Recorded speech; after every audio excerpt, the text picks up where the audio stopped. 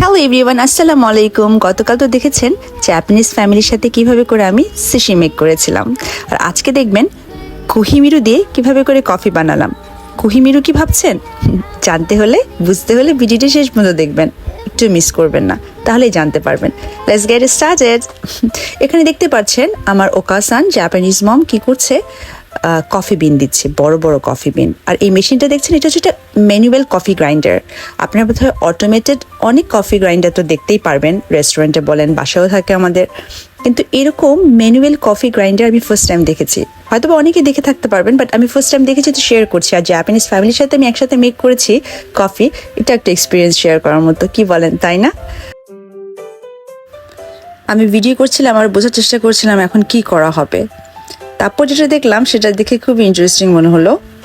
আপনারা দেখলেও আপনার কাছে ইন্টারেস্টিং মনে হবে। এখানে বলে রাখা ভালো, এই যেখানে কাপসগুলো দেখছেন, এখানে আমরা খাবো, আমরা 4জন মানুষ, ওকাসান ও তোসান আর হচ্ছে মমের সেই নেইবার আর আমি, 4জন মিলে খাবো দেখি 4টা কাপ। তো এই যে ম্যানুয়াল কফি গ্রাইন্ডারটা, এটারই হচ্ছে জাপানিজ নাম হচ্ছে কোহিমিরু। এই জন্য বলছিলাম ভিডিওর প্রথমে যে কোহিমিরুটা কি জানতে হলে বুঝতে হবে। এটা হচ্ছে কফি বিনকে তাজা অবস্থায় গুঁড়ো করার জন্য ব্যবহৃত হয় এই মেশিনটা।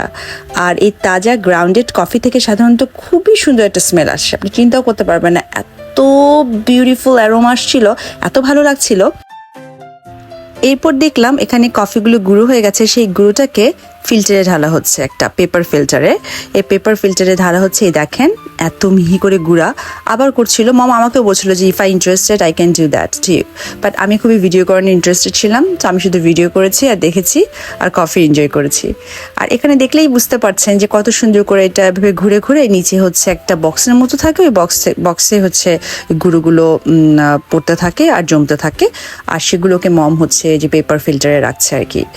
তো আমার কাছে ইন্টারেস্টিং লেগেছে, ফুল প্রসিডিওরটা অনেক বেশি ইন্টারেস্টিং লেগেছে, সো ভাবলাম আপনাদের সাথে শেয়ার করি। আর এখানে যে ওয়াটার বটল দেখছেন, সেই ওয়াটার বটল আরেক কাহিনী মনে আছে। এই ওয়াটার বটলের কথা আমি বলেছিলাম যে একটা ওয়াটার খেলে হচ্ছে আপনার ফ্যাট রিডিউস হয়, এবং এটা হচ্ছে একটা ফান ভিডিও আমি অনেক দেখেছিলাম ফরেনারদের, but that is true.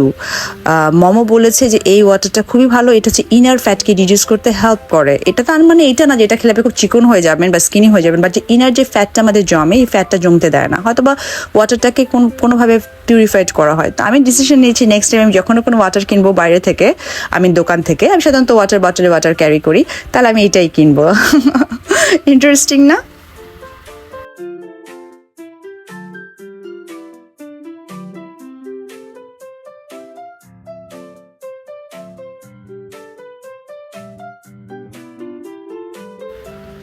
Almost সব কফিগুলো মানে বিনগুলো হচ্ছে গুঁড়ো হয়ে গিয়েছে, আর মম হচ্ছে একটা কেটেলে হচ্ছে হট ওয়াটার করতে দিয়েছে, একটু আগে দিয়েছে।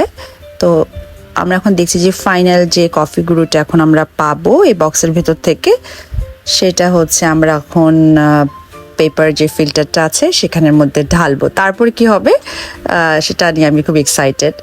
তো ফাইনালি হচ্ছে আমি একটু ভিডিওটাকে এই পাশ থেকে করছি, ওই পাশ থেকে এতক্ষণ করছিলাম, আমি পাশে ঘুরে এসে দাঁড়িয়ে দেখছি যে এখান থেকে কিভাবে করে ওই বক্সের ভেতর থেকে বের হয়, এটা দেখানোর জন্য আপনাদেরকে। তো ফাইনালি অলমোস্ট ডান, একটু ওয়েট করলে এটা চলে আসবে।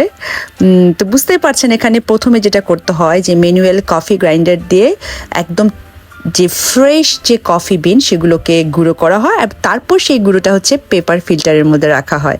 Wow, it's so full, right? এখন এর মধ্যে মম দিয়ে দিচ্ছে।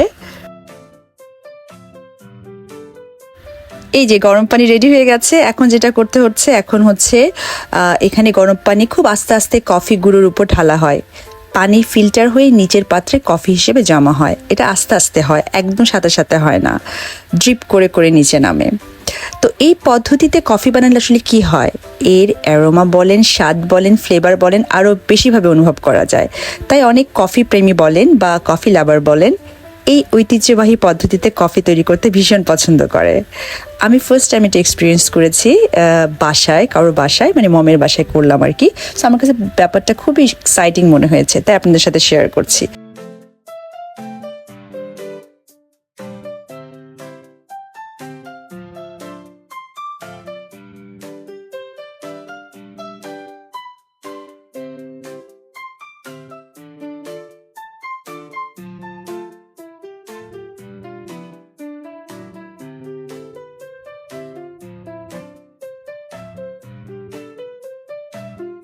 দেখতে পাচ্ছেন আলহামদুলিল্লাহ coffee almost ready.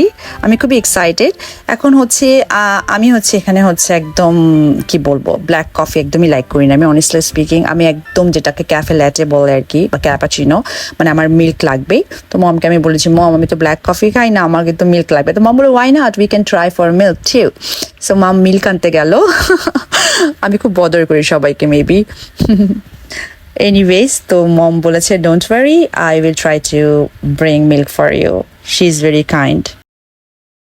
So finally মিল্কও চলে এসেছে, আর mom is using a milk frother to make foam for coffee. So ওই ফোম মেক করার জন্য যে হচ্ছে মিল্ক ফ্রদার থাকে সেটাতে হচ্ছে সে মিল্কটাকে ফোম করছে, অ্যান্ড দেন আমরা হচ্ছে কফিটাকে এনজয় করব। So whole procedure was so fun and খুব যেটাকে বলে রিল্যাক্সিং ছিল।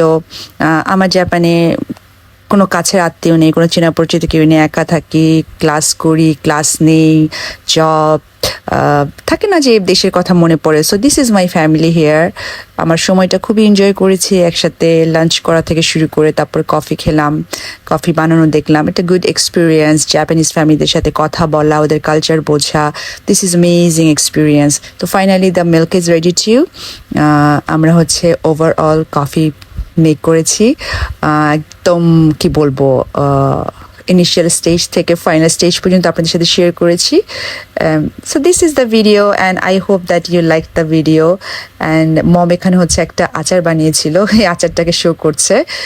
এটা হচ্ছে প্লামের একটা আচার, দেখে মনে হচ্ছিল খুবই আমি, বাট আমি এটা খেতে পারবো না কারণ এটা হচ্ছে অ্যালকোহল মিশিয়েছে। তো মম এটা শেয়ার করছিল, দেখাচ্ছিল যে কেমন হয়েছে।